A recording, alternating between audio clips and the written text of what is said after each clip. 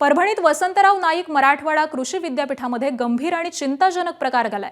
सफाईच्या नावाखाली कुंपणाजवळील गवत जाळताना 50 वर्ष जुनी झाडं ही आगीच्या भक्षस्थानी घालत जात असल्याचा आरोप हा पर्यावरण प्रेमींनी केलाय। तर मागील काही दिवसांपासून हा प्रकार सुरू असल्याचं समोर येत होतं।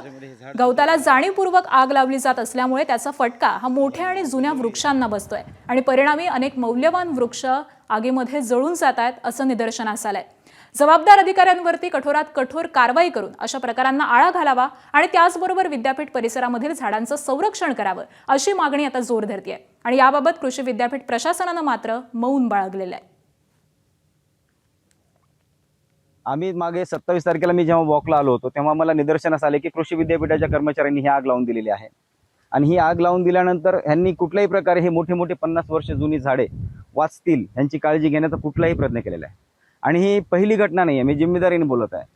हे नेहमीच आम्हाला अशा आगी आढळून येतात आणि आम्ही त्या विझवतो सुद्धा। तेव्हा छोटी मोठ्या प्रमाणावर हानी होती, पण ह्यावेळेस जी हानी झाली ती खूप मोठी हानी झाली आणि त्या हानीसाठी मी 27 तारखेला मग कृषी कुलगुरूंना निवेदन दिलंय, त्या आगीची चौकशी करा।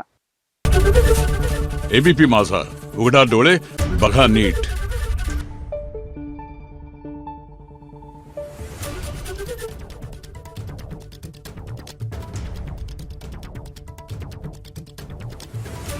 Thank you.